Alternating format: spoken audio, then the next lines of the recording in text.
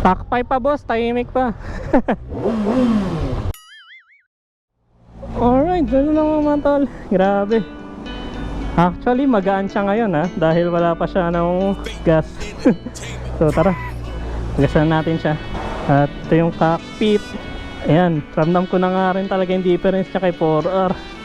Talagang masubsob to. Nakakapanibago lang din, no? Hindi siyang katulad kay Deco na debaba, no? Hindi switch siya. Hindi yung luma pa rin, pero okay pa rin yan. Medyo parang malayo lang yung palang clutch niya, no? Tsaka matigas. Mas matigas siya ng onte. So ito na. Grabe talaga. Mga unang ride, bagong motor, nakakakilig. Kilig ako, kaso walang ya. Unang ride, traffic agad. Tingnan na rin agad natin dito. Traffic test kay ZX6R. Kasi ayan, oh, grabe. Kung kay Deco yan, nakasingit tayo dito ngayon. Limited yung liko niya mga tol eh. Actually mga tol, hindi ito yung first na gamit natin ng ZX6R. Nakagamit tayo ng ZX6R ni G-Drone, which is 2019 model tayo, yung kay RT. So bigay ko na rin sa inyo opinion kung ano nga man difference na dito, kung meron tayong mapansin ha. Yan, kaso oh my god, grabe traffic. Mali tayo ng dinaanan. Grabe, sumasakit na agad yung dalawang palad ko. Kasi masubsob talaga to eh. Yan, tsaka medyo mas mabigat nga lang siya iliko. Hindi ko sure kung bakit. Nagbi-blink lang gas natin. Kailangan natin magpagas. Ipa-plug din natin yan kung gaano nga ba kalakas sa gas si ZX6R. Kasi si Deco natin nasa 20 kpl average yun eh. So far gusto ko lang muna makalis sa traffic na to. My god, papatayin pa ng traffic yung likod natin eh. Tsaka ang malas natin, no? Unang labas, basa yung kalsada, RIP likod. Yun, no? Madali pa rin naman hanapin neutral niya. Oh goods, malambot din yung gears. Ingat lang din talaga tayo dahil tahimik pa yung motor. Di pa tayo masyado pansin ng mga nasa paligid.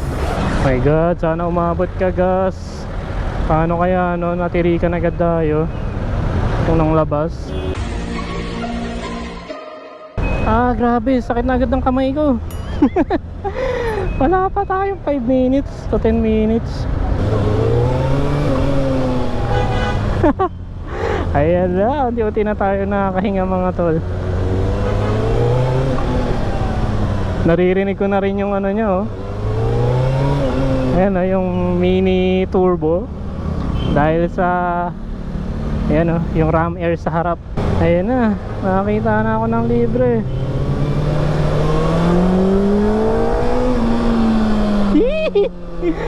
Oh my god.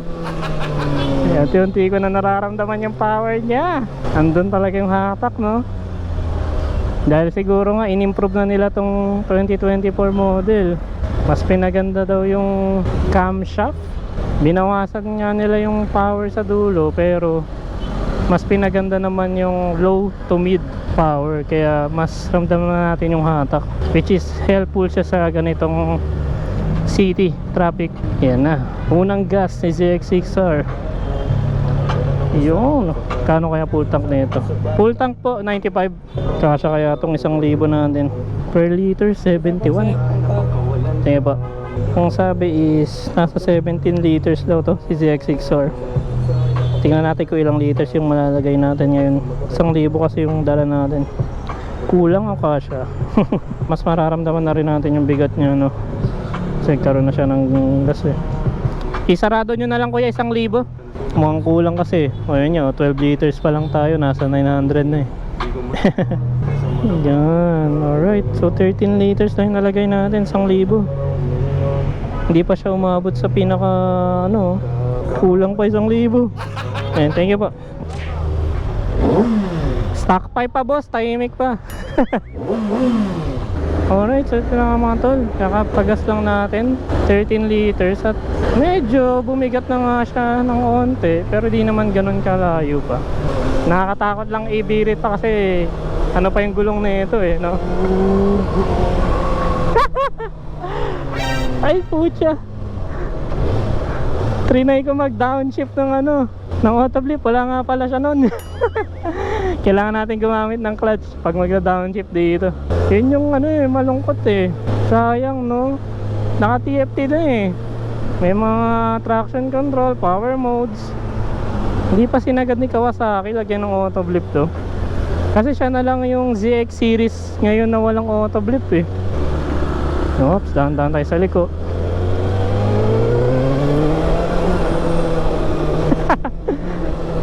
Oh my god, 600cc power. Yan, kailangan lang din siguro talaga natin masanay dito, no? Yung riding position niya lang talaga, aggressive masyado. Pero smooth to, yung quick shift. At saka, oh my god, ito lang napapansin ko mga tol, nasasunog na yung pa ako.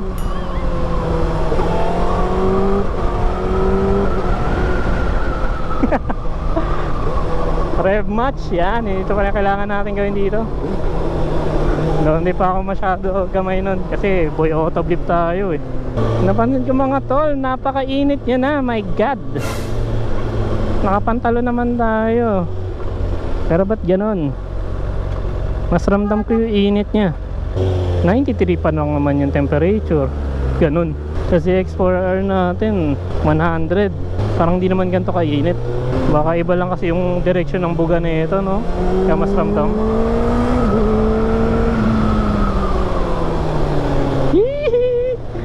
Kalma lang, Beams TV. Kinikilala pa muna natin yung motor eh. Sabi ang init. Ganon. Nasusunog yung pa ako. Binibirit ko na nga eh. Ayun o, libre.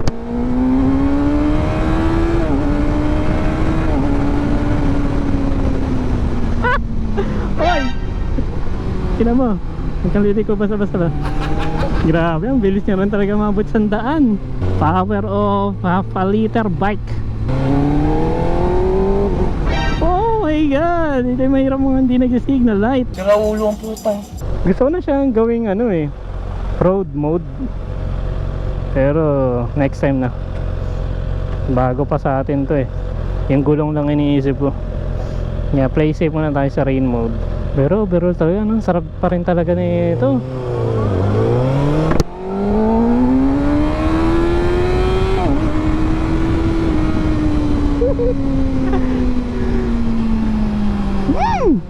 Kahit stock pipe ka pa lang, naririnig ko na yung sigaw.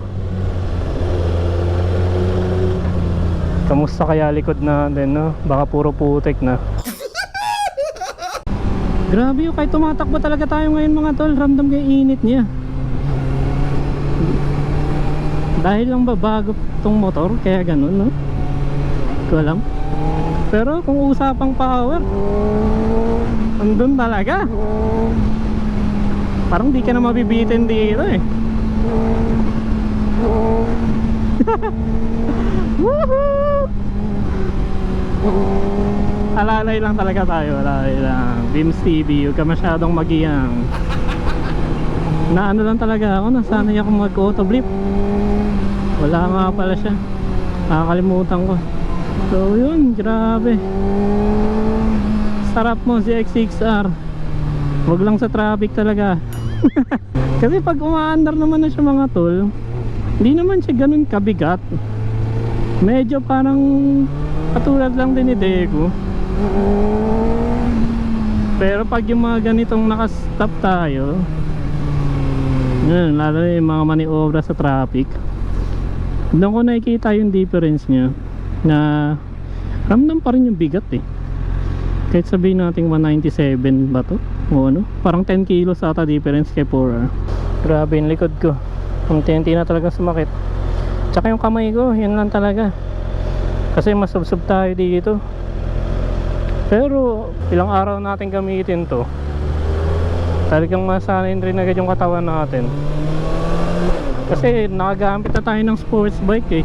So di na bago sa atin yung pinaka ano nyo, ano yung position.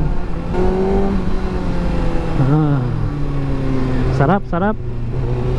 Ito rin talaga kasi mga tol yung pinakapangarap ko talaga nung una, nung di pa lumalabas sila ZX25R, ZX4RR. Ito talaga yung gusto kong inline 4 na sports bike eh. Ito talaga ZX6R. Nung napanood ko yung vlog ni Idol Katingin, Kenji Moto, siya kasi yung parang unang sumikat na naka ZX6R eh. Naka Arrow exhaust pa siya nun. Grabe, na-inlove talaga ako nun. Solid.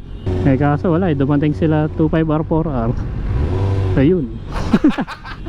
Kasi mas komportable sila, kaya yun na yung ano, bet ko.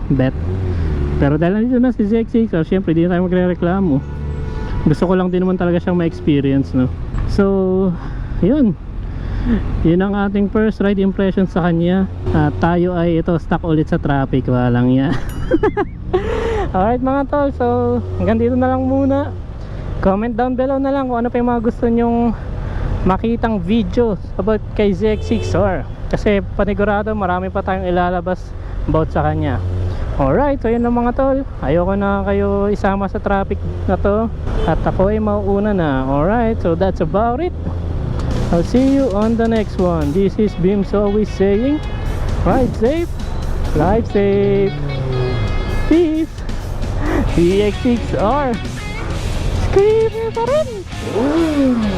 Whoop.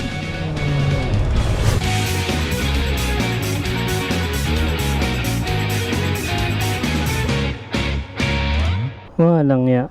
Unang labas, puro putik agad. Ulan pa more.